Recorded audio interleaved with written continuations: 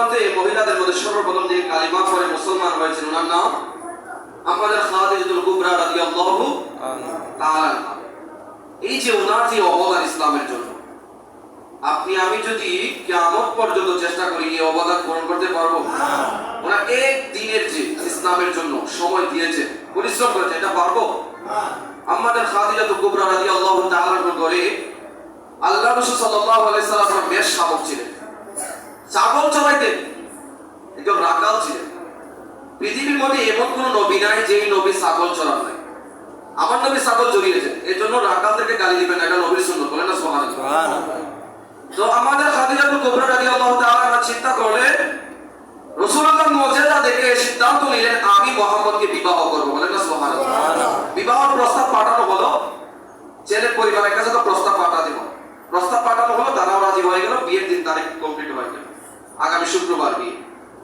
তো বিয়ের দিন আমাদের খাদিজাতুল কুবরা রাদিয়াল্লাহু তাআলা কিন্তু সাধারণ ব্যক্তি ছিলেন না, গোটা আরবের মধ্যে সবচেয়ে বিখ্যাত ব্যবসায়ী ছিলেন, সুবহানাল্লাহ। ওনার মতো ধনবান ব্যক্তি কেউ ছিল না।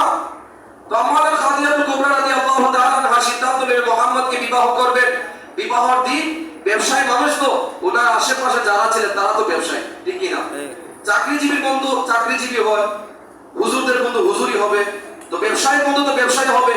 আমাদের খাদিজাতুল কুবরা রাদিয়াল্লাহু তাআলা ঢাকি করলেন, মক্কার মধ্যে যত ব্যবসায়ী আছে সবাইকে দাওয়াত দিলেন, আগামী কালকে আমার বিবাহ অনুষ্ঠান, সবাই আসতে হবে। সবাই যখন বিবাহের অনুষ্ঠানে আসলো, একজন আরেকজনকে বলল, আরে খাদিজা তুমি কি পাগল হয়ে গেলে নাকি? তোমার করে যে কাজ করে রাখাল, তাকে তুমি বিবাহ কিভাবে করলে?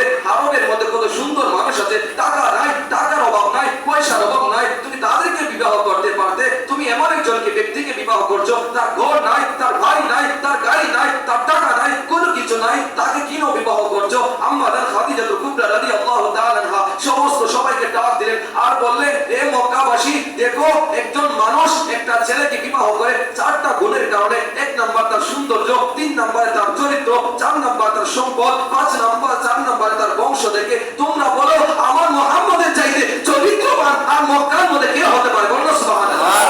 মুহাম্মদের চাইতে চরিত্রবান আদর্শবান আর কে আছে?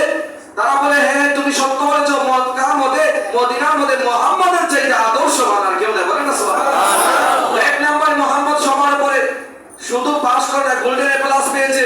2 নাম্বার বলো মুহাম্মদের চাইতে সুন্দর কে আছে? তো মক্কার মানুষ বলে, ওয়াল্লাহি তাআলাহি বিল্লাহি আল্লাহর কসম করে বললাম, আমরা দুনিয়াতে অনেক জায়গা ঘুরেছি, পূর্ণিমার চাঁদও দেখেছি, কিন্তু মুহাম্মদের চেহারা পূর্ণিমার চাঁদের চাইতে সুন্দর, বল না সুবহানাল্লাহ।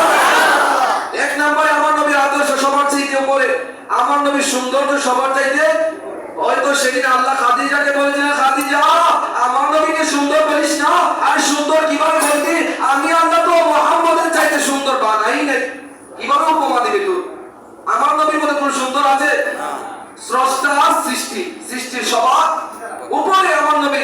তো 3 নম্বরে আমাদের খাদিজা জিজ্ঞেস করে, মক্কাবাসী তোমরা বলো মদিনার মধ্যে সবচেয়ে দামি বংশের নাম কি? তারা বলে কুরাইশ বংশ। বলে মুহাম্মদের বংশের নাম কি? বলে কুরাইশ বংশ।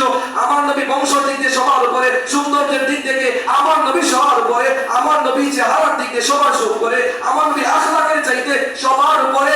একটা জিনিস অভাব আছে, সেটা টাকা নাই, পয়সা নাই, গাড়ি বাড়ি নাই। তোমরা সাক্ষী থাকো, আমি খাদিজা আমার যত সম্পদ আছে, টাকা পয়সা আছে, আমার মুহাম্মদের কদমে আমি বিলিয়ে দিয়েছি, বলে না সুবহানাল্লাহ। এই জন্য তো সাহেব বলে, দেখায় আপনার